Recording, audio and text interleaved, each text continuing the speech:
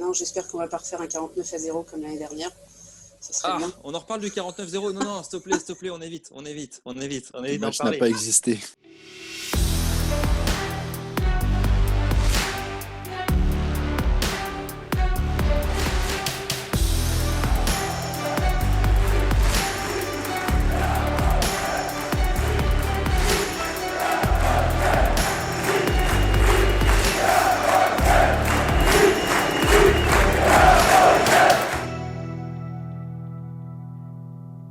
Salut à tous, très content de vous retrouver, numéro 3, épisode 3 de Guichet fermé pour le premier numéro de l'année 2021 avec Axel. Meilleurs vœux, bonne année Axel. Bonne année Quentin, bonne année à tous. Salut Théodore, meilleurs vœux à toi aussi. Mais à toi aussi, Quentin, et à tous les amateurs de rugby du Stade Rochelet. Précisément au Stade Rochelet, bonne année à tous, bonne année aux supporters, bonne année à tous ceux qui nous regardent. C'est donc parti pour le numéro 3 de Guichet fermé, premier numéro de 2021, avec deux sujets. Aujourd'hui, on va faire le bilan. On va faire le bilan de la première partie de saison. On sera avec un arbitre et un statisticien. Vous allez voir, ça va être super intéressant. Et puis, autre sujet, le programme s'affiche là en même temps.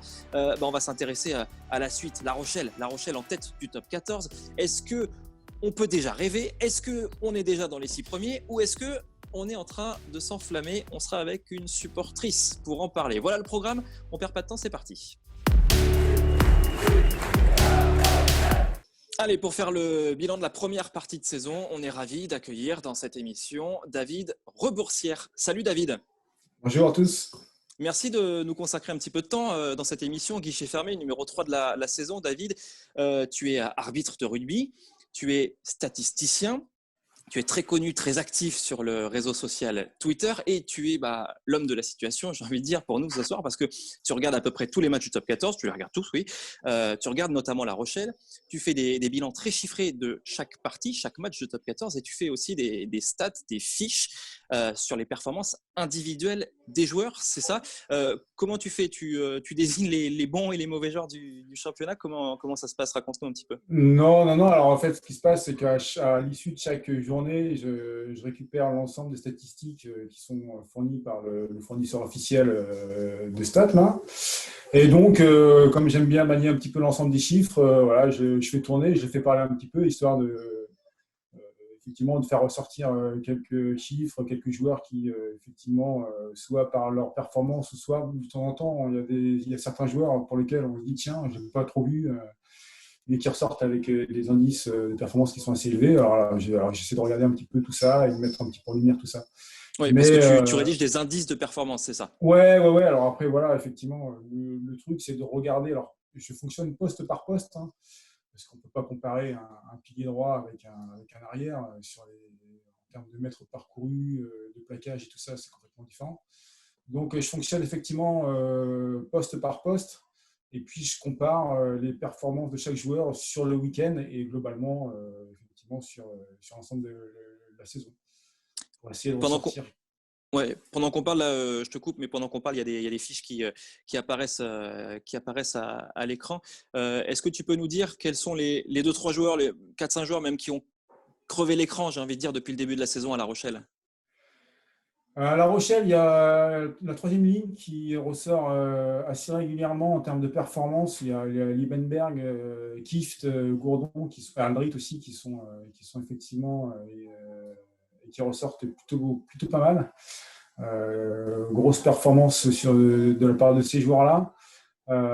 Après, derrière, c'est un petit peu plus compliqué. Il y a Retière qui, effectivement, et puis le petit jeune, alors je ne sais plus son nom, à l'aile.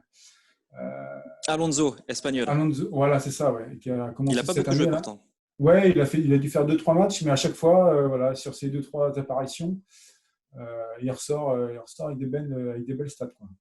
Bourdeau, Skelton, Dulin, est-ce que c'est des joueurs qui ressortent dans tes statistiques avec tes indicateurs de performance? Bourdeau, alors j'ai plus la mémoire du tout, hein. Bourdeau, je sais plus. Alors je crois que Bourdeau il fait pas mal de fautes quand même, hein.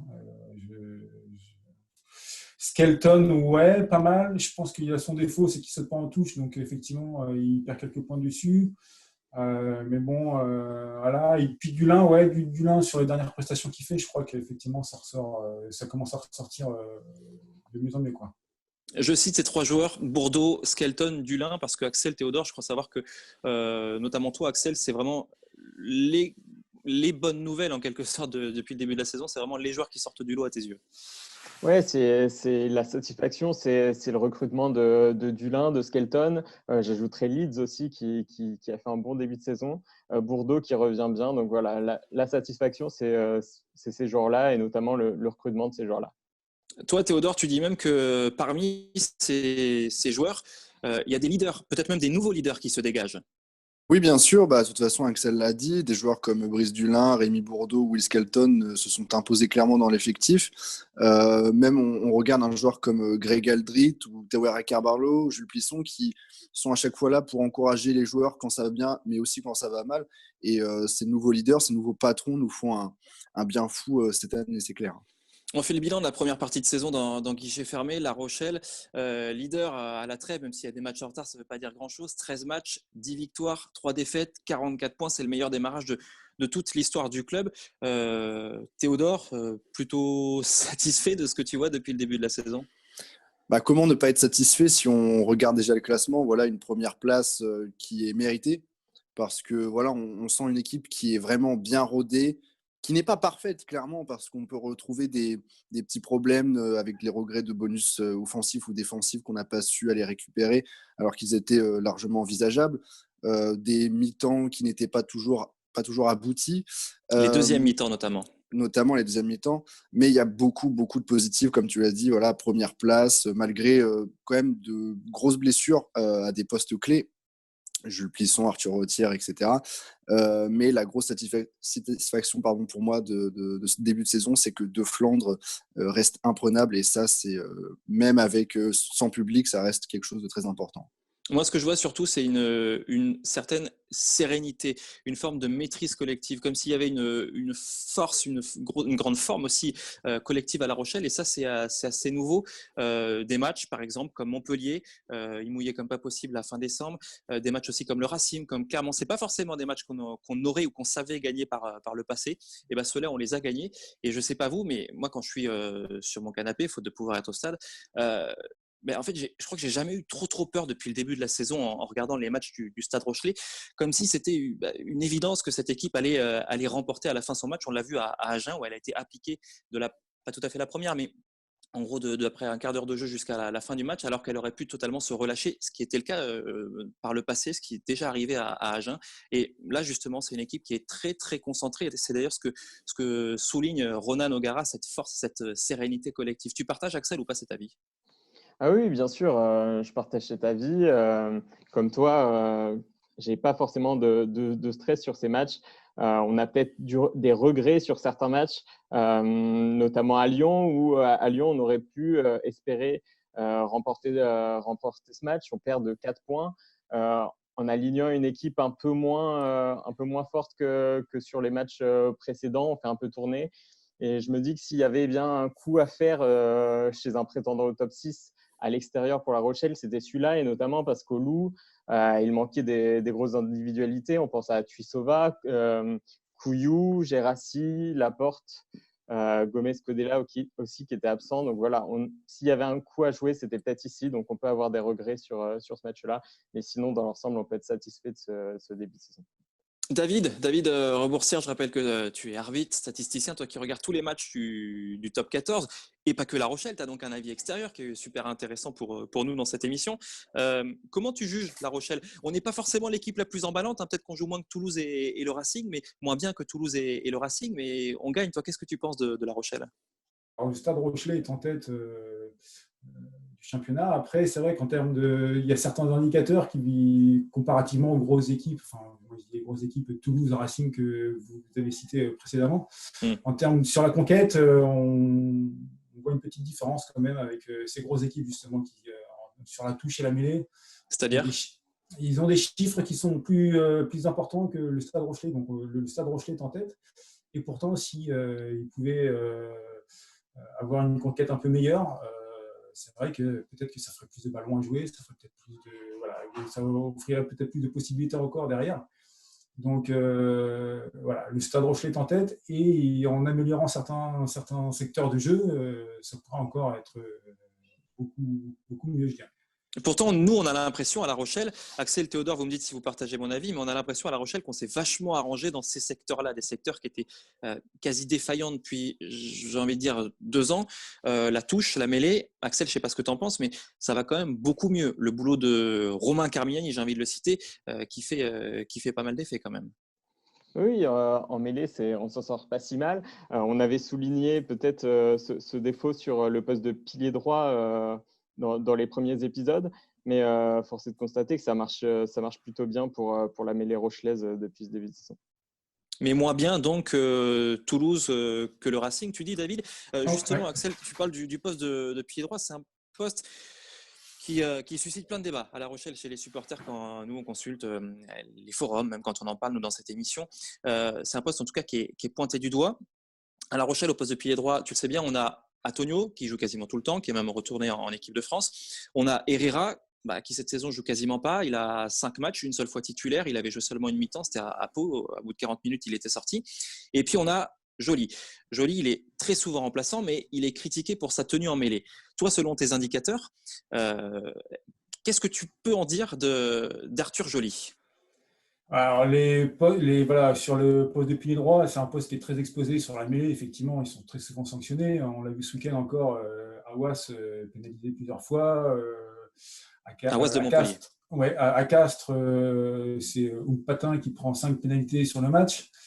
Gomez Codella, on en prend 3 aussi. Voilà, donc Joly en prend 2 ou 3 aussi sur le match. Mais voilà, c'est des postes qui sont, en termes de mêlée, qui sont hyper exposés. Hein, donc, qu'il soit sanctionné, je n'ai pas l'impression qu'il est plus sanctionné que les autres. Hein. Il faut vraiment, comparativement aux autres joueurs et aux autres équipes, on sait très bien que les postes de première ligne sur les mêlées, ça coûte des pénalités. Quoi. Après, je n'ai pas l'impression qu'il soit plus pénalisé qu'un autre. Donc, c'est aussi pour ça qu'il ressort effectivement de temps en temps avec de bonnes performances malgré tout. Quoi.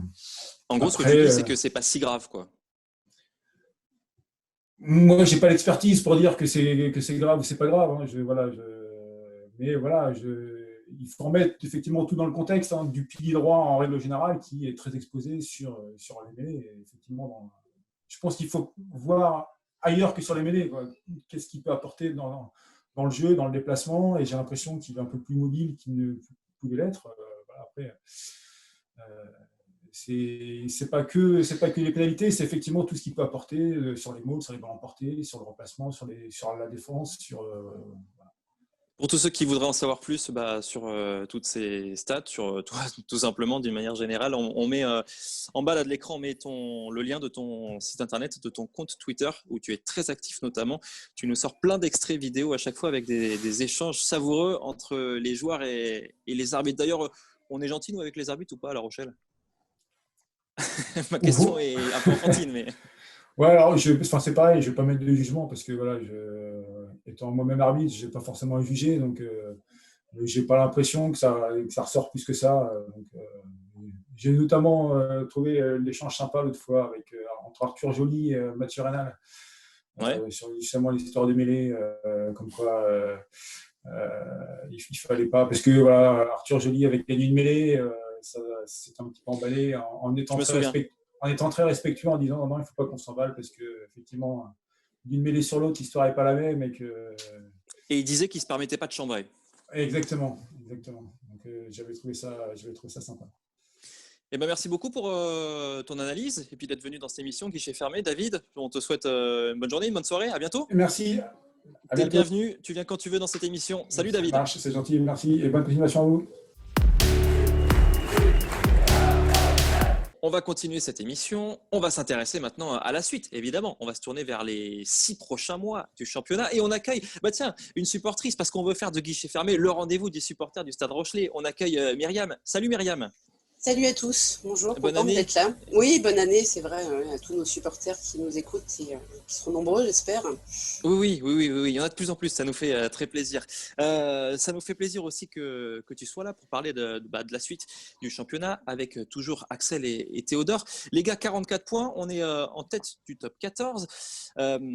C'est le meilleur démarrage de l'histoire du Stade Rochelais. L'objectif, Ronan O'Gara, il le dit, c'est d'être dans les 6 à la fin du championnat. Ça fait aucun doute. Ils sont affichés les objectifs et même si possible d'être dans les 2. Pourquoi ? Parce que ça nous épargnerait un match de barrage. D'où ma question. je vous la pose à tous les trois.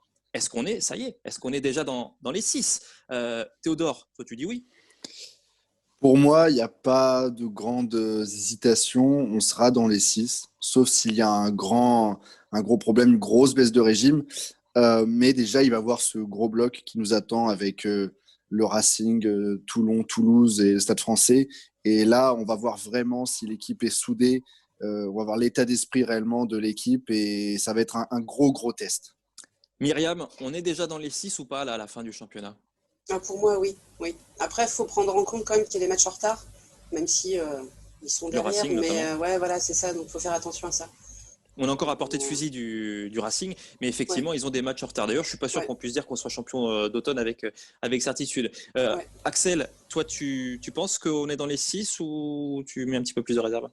Moi, j'ai envie d'y croire. Après, ce qu'il y a, c'est que, attention, on est allé gagner, entre guillemets, chez des petits. On a gagné à Bayonne, à Pau, à Agen, sur la saison 2016-2017. Quand on finit premier du championnat, c'est parce qu'on est allé gagner au Racing, on est allé gagner à Toulon, à Toulouse. Enfin, voilà, on a gagné des prétendants au top 6. Là, pour l'instant, ce n'est pas le cas. D'ailleurs, c'est marrant parce que ces matchs dont tu parles, les victoires à Toulon, à Toulouse, au Racing, c'était à cette époque de l'année. C'est le fameux tournant de la saison. C'est les matchs qui nous attendent. Là, on va jouer contre nos 4 poursuivants. On est d'accord. Là, on va regarder ces 4 matchs qui nous attendent là, dans le mois et demi qui vient. Et on reparle après. C'est vraiment la période décisive. Myriam, t'en penses quoi ? Oui. Non, j'espère qu'on va pas refaire un 49-0 comme l'année dernière. Ça serait bien. On en reparle du 49-0. Non, s'il te plaît, on évite. Le match n'a pas existé. Ce match n'a pas existé. Il faut être 2 pour faire un match. Il n'y avait qu'une seule équipe sur le terrain ce jour-là. C'est donc vrai, il n'y avait pas de match. vrai. On ne peut pas faire le débrief. Quelle déception sur ce coup-là, c'est vrai. Axel, c'est la période clé, la période capitale qui nous attend. C'est le tournant de la saison, c'est le fameux virage. Clairement, oui. C'est comme on l'a dit, c'est 4 adversaires qui prétendent aux places dans le top 6. Donc, non seulement il faut les gagner, mais en plus, il ne faut pas qu'ils prennent beaucoup d'avance sur nous. C'est des matchs qu'on pourrait dire à 8 points, comme on dit, des matchs à 6 points dans le foot quand on affronte un adversaire direct. C'est marrant parce que, toi Théodore, tu mets quelques réserves, mais tu es plutôt optimiste. Quand je vous écoute, Myriam et Axel, j'ai pas l'impression qu'il y ait de l'optimisme. Pourtant, on fait la meilleure première partie de saison de l'histoire du club et il y a quand même quelques doutes, Myriam. On dit chat échaudé craint l'eau froide, en fait, tu sais. On sait pas. Ouais, je sais bien. Ouais, donc, comme tu dis, on verra après les 4 matchs. Mais c'est quoi ? C'est parce qu'on n'a pas envie d'afficher les ambitions ? C'est quoi ? On ne veut pas apparaître pour des prétentieux ? Qu'est-ce qui fait qu'on est un petit peu comme ça sur la réserve là, à cette époque de l'année ? Je sais pas. Axel ? Les vacances de Noël. Ouais, peut-être. Axel ? Comme le dit Myriam, on a eu l'expérience de la saison 2017-2018 où on a été longtemps en tête du championnat avant de s'effondrer sur la deuxième partie. Donc, on finit 7e au pied du podium. Du top 6. Du petit podium, oui. Donc, voilà, on ne va pas s'enflammer. On a 4 gros matchs qui nous attendent et donc on verra à l'issue de ces matchs. Question que j'ai envie de vous poser, est-ce qu'on a l'effectif pour tenir sur la durée ? Je vous la pose parce que moi-même, c'est à mes yeux le petit doute que j'ai. On a un joli effectif à La Rochelle, mais il y a certains postes où, à mes yeux, on manque peut-être un petit peu de monde. Je ne parle pas de la 3e ligne, je ne parle pas de la 2e ligne. Je parle, par exemple, du poste de pilier droit. Si Antonio se blesse demain, je ne l'espère pas, je te jure en disant ça, mais ça ne sera pas la même. Si Plisson, pareil, il lui arrive un truc, il restera un ouvreur, ou inversement avec West, il ne restera plus qu'un seul ouvreur. Et je me dis qu'à ces postes clés, des postes où on n'est pas très bien fournis, si on venait à perdre quelqu'un, forcément, c'est tout le reste de la saison qui en pâtirait. Qu'est-ce que vous en pensez ? Est-ce qu'on a l'effectif et est-ce qu'on va pouvoir tenir sur la durée ? Théodore ? Alors, il y a forcément une question de circonstance et une question de chance parce que si le tournoi a lieu, forcément, si on a des joueurs comme Antonio, Aldrit, Retière qui sont sélectionnés, ça va forcément être un petit peu compliqué. Bien que, si on perd Aldrit, on sait très bien qu'on a une 3e ligne qui est super compétitive. Mais là où on peut avoir des réserves, c'est comme tu l'as dit, au poste de pilier droit ou au poste d'ouvreur, ou si on perd des joueurs, que ce soit sur blessure ou par sélection, on va se retrouver un petit peu dans la mouise. Donc forcément, il y a une question de chance. Oui, évidemment. Il y a une question de chance, je pense sincèrement. à ce moment de la saison, on est pile poil à la mi-saison. Moi, j'ai envie de vous demander, on sera dans les 6, on sera dans les 2, on sera en dehors des 6. Où est-ce qu'on sera à la fin de la saison? Myriam, au jeu des pronostics, toi, qu'est-ce que tu dis? Allez, troisième. Troisième. Ouais. On se fera les matchs de barrage quand même. On fera les matchs de barrage. C'est pas forcément ce que veut Ogara. Bon. Ah non, Axel, mais vas-y. entre ce qu'il veut et ce qu'on va faire, je sais pas. On verra. Mais non, ouais, troisième. Ouais. Premier à la fin de la saison régulière, ça sert à rien. Les joueurs, ils le disent. Hein. Si à la fin, il n'y a pas de bouclier ou la breloque. Oui, c'est ça. On était content quand La Rochelle a fini premier, mais bon, on aurait aimé avoir le bouclier de Brennus en plus, quoi. On a passé une belle année quand même. Ah, c'était chouette. 2017. C'était chouette, trop ouais, bien. c'était chouette. Axel, ton pronostic, toi? Moi, je suis un peu plus optimiste que Myriam. Je dirais qu'on sera dans les 3. Je pense que ça va se jouer avec le Racing, Toulouse et nous. Et après, je suis pas capable de donner l'ordre du tiercé, mais je pense que ça sera ces 3-là en tête à la fin. Et toi, Théodore? Je sens une équipe de La Rochelle qui est puissante, mais est-ce qu'elle est aussi puissante que celle du Racing de Toulouse? J'ai un peu du mal avec ça, mais je nous vois à coup sûr barragiste à domicile. Ouais, bah, j'ai le même pronostic que vous parce que j'ai peur qu'on laisse filer Toulouse et le Racing, ce qui serait tout sauf une honte quand on voit le niveau de ces deux équipes et qu'on finisse troisième. On est à peu près d'accord là-dessus, hein? Ouais, pas de souci. Merci beaucoup Myriam de nous avoir rejoints pour parler de la suite. Tu es la bienvenue quand tu veux dans cette émission. Je t'en prie, c'est un plaisir. Vous n'hésitez pas à nous laisser des commentaires. Tiens, vous nous dites, est-ce que La Rochelle sera dans les 6 à la fin de la saison? Est-ce qu'on sera dans les 2 premiers? Est-ce qu'on sera peut-être même champion? Ou est-ce qu'on sera en dehors des 6? Vous nous le dites. Vous nous laissez un commentaire en bas de cette vidéo. Vous vous abonnez si ce n'est pas encore fait. Vous pouvez aussi laisser un pouce bleu, ça fait toujours plaisir. Tiens, on va faire 2 coucous. Un premier coucou à Émeric. Émeric qui était l'invité dans le numéro 2 de Guichet Fermé. Émeric, le collectionneur de maillots. Juste après l'épisode Guichet Fermé, il a eu droit à son article dans Sud-Ouest. Donc ça nous a fait plaisir pour nous et puis pour lui aussi. Et puis un petit coucou aussi à Leps qui nous avait laissé un commentaire sur les meilleurs souvenirs. Ça aussi, on en avait parlé dans un épisode précédent. Leps, il avait 2 meilleurs souvenirs. C'était la demi-finale contre Pau, demi-finale qu'on avait gagnée avec les essais de Botia. Et puis laissé aussi des Malingano. C'était contre Toulon, le fameux match qu'on avait remporté dans un 2 Flandre en feu. Voilà donc, merci à tous pour vos commentaires. Merci Théodore, bonne année encore à toi. À bientôt Théodore. Oui, merci. À bientôt les gars. Et merci Axel. Salut Axel, à bientôt. Salut à tous, à bientôt. Merci de nous avoir regardé cet épisode 3 de Guichet Fermé. À bientôt, salut, et puis bien sûr, allez La Rochelle.